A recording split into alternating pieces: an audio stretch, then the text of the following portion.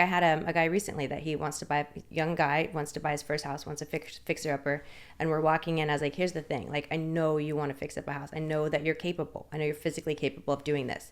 You're going to have to live in a house with no sheetrock in it for a few months because you have to rip everything out of this, including the ceiling, including all of the insulation in the attic, including probably all of the electric. So are you going to camp? Like, if this is going to be a hobby for you, because you still have a full-time job.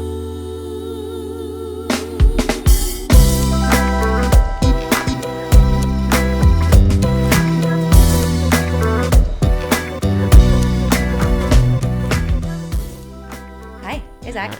Hi, Jen. How you doing? It's a pleasure to be amongst on a video with you. Yeah, I feel the same. I think that you have a very established career here in Austin. I'm very new compared to you, so I'm looking forward to. Sorry, learning. I didn't mean to say like that was true. I'm looking to learn a lot from you today. I've been doing it for a second, but then I look at other people and I think they're established and I'm new. So it's always. Right? It's always someone bigger than you. There's always someone bigger than you. Which is good, right? You don't want to be the big fish in a small pond. Then you need to move to a new city and start over. Because like once you're the smartest person in the room, you need a new room. It's true. Right? Yeah. Mm-hmm. Yeah, and I think that a lot of times you actually, when you enter a new room, you end up having a little bit of an advantage because you aren't bound by a lot of like sort of the established norms that a lot of people have. And I think that here in Austin, I think that there's a lot of that. I suffered in my own hometown. Like, someone would say, oh, this city or this neighborhood is coming around. And just like, and I'm like, absolutely not. There's no way I'm living there. And I hear that a lot. Like if you talk about like South Austin and like the East Side, you like talk to some people that have lived in Terrytown forever. And they're like, would you want to live where? It's just really interesting. To sort of see things. That. Yeah. And you don't have that because you haven't been here that long. I don't know anything. Right. I didn't, so. Mm-hmm.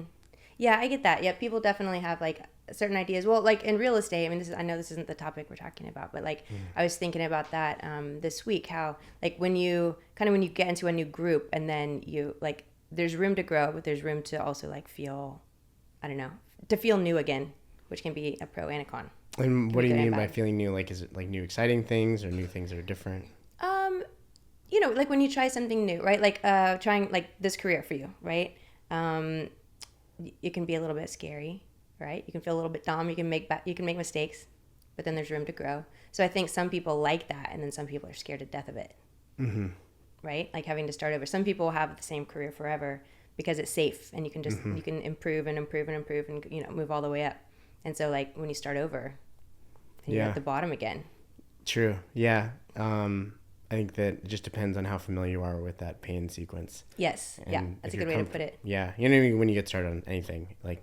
It's just about, buying down the tax of pain. Like it's basically you're just paying that as fast as you can. Mm-hmm.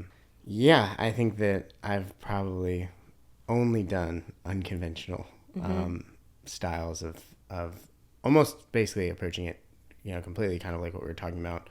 I think that I approach things from a really different perspective than I think a lot of other people, or just a lot of other standard, realtors that just, find something on MLS, connect someone, find a house that works for them. Yep. I think that a lot of people see the house as the end goal. I mostly see a house as obviously there's a land component, there's the box that's on the land, and then there's a financing component. And I think that all three of those things, depending on the end user's goal, I think there's a lot of different ways to go about or to look at each asset, right? Like every single asset means something to a different person, whether or not it's an investor, someone's going to live there, someone's going to live there, wants to live there with an investment perspective, someone that wants to run a specific strategy within that asset. It's I would say there's just a lot of different ways to look at everything. And I think that when people look for unconventional financing, they sort of look for like, I would say they're just looking for a deal, right? Like I just want a deal. It's like, what does a deal look like? Like, what are you even looking for? And I think a lot of when I work with people that are looking for unconventional stuff, they're looking for something that's like, oh, like I really want, like, for example, to give you a more specific example of something that happened really recently and on two sort of opposite sides of the spectrum. One, first time home buyer. I would say that, uniquely they have, sort of design skills and understanding of construction, and not I I wouldn't say like from a very advanced perspective, but like, understand like, we can call a contractor, we can get new cabinets, we can get a new sink, we can get new tubs, we can not hung paint. up on exactly what it looks like right now. They have like a vision. Correct. Or can be creative in the vision. Correct. Yeah. So the thing that I guess that I'd back out a little bit and say, okay, I'm looking for a deal as a single family home buyer. So like, and don't have a lot of cash, right? They're a first time home buyer, don't have a lot of cash, want to buy a house as an investment, but also don't want to be cash poor. Like, they don't want to go through and spend a bunch of all their money on their house and sort of live in this cash poor position. They also don't want to get into a new construction house, spend all their money, and then sort of just have this asset and only depend on appreciation, right? And we can back into both of those things independently later.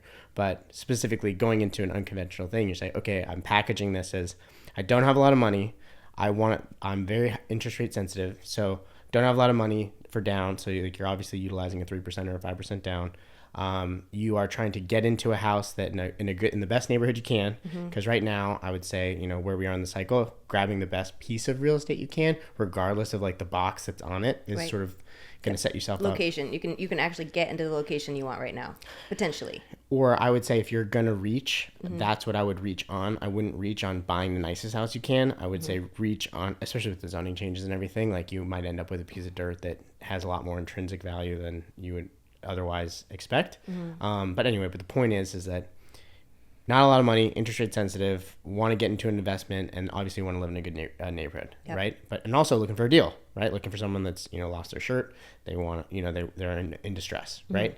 So when someone says I want a deal, I'm like, okay, great. I understand that these are the like sort of the 5 things you want. This is what that looks like. So it's like, okay, like it's a little dirty. You're going to have to like rough it a little bit, but I can get a $10,000 kickback, or not kickback, $10,000 credit from the seller. So then I can apply that, working with a really good lender, also really important. So go to that lender, say, hey, now you're doing an interest rate, a 2-1 buy down. So you're buying down your interest rate, so your monthly payment's lower. You're a first time home buyer, so you're only throwing down 3%. So like I've gotten your rate down, or I've gotten your monthly down, and I've gotten your everything that you basically, your down payment down. And then you kind of look through the bombs. You're like, cool, what are the things in this house that can kill you? Yeah. HVAC blown up, roof falling apart, plumbing blowing up, electrical catch house on fire. Those are the things you got to avoid, right? So if you can avoid all those things and you can mitigate those with insurance, you can have certain things inspected. So like in this case, it's like, hey, like let's go through, make sure the HVAC is dialed in. Like that thing is probably going to blow up eventually, but if it blows up in the next 2 years, you're probably refinancing. So now like that's where your renovation budget is going to come. So when you say, okay, here's a deal, the deal is, can you hit all these factors, get you into a situation in an area where it's high appreciation, where when you do your cash out refi at the end, assuming your interest rate goes down, I'm not a genius, but if that does happen, you pull the money out. When you pull that money out, you renovate the house. And then when you do renovate that house, there is a ceiling that you're not at. So you're buying significantly under market. And then, you're basically picking up conservatively $25,000 to $50,000 in equity. And if you're doing that, you're kicking off your PMI, payment goes down, and then you end up in a good situation. So that would be a deal using an unconventional approach on a very simple, it sounds a little bit complicated, but that's using traditional financing on an on-market MLS property. So focusing more on residential versus investments. You've focused a lot more on investors and I do a lot more residential, which is really interesting that because you can do real estate in so many different ways. Like there's no one set path, but buyers and sellers is what I've really worked with mostly, and then some investors. So I'd say for buyers, the unconventional method is finding a house that you want to fix up. A lot of people are like, I just want to move in and live there, and I want my dream home. But then you're just waiting on the neighborhood to appreciate. You just have to wait instead of kind of taking your own actions, figuring out where you want to be and then making the home your own. So finding that location first and then, and doing the work yourself. It's a little bit scary. It can be fun. It can be scary. But that's why having inspections and, and really having getting the knowledge before you purchase, I think is really important as a buyer, as a regular residential buyer, knowing exactly what you're looking at as much as possible. When finding someone like you, obviously hey, I'm going to buy this house. And then, because I think that when you tap into sort of a realtor, you're really tapping into a sort of a network. Yeah. You're like, hey, to your... I have a plumber. I have an HVAC guy. I have someone will call me and my HVAC went out. I'm like, my guy can come over today. Exactly. And I know he can. And I try not to give out his number much because I want him to be able to show up today. But having those things, and then walking, like I had a guy recently that he wants to buy, a young guy wants to buy his first house, wants a fixer upper, and we're walking in. I was like, here's the thing, like I know you want to fix up a house. I know that you're capable. I know you're physically capable of doing this.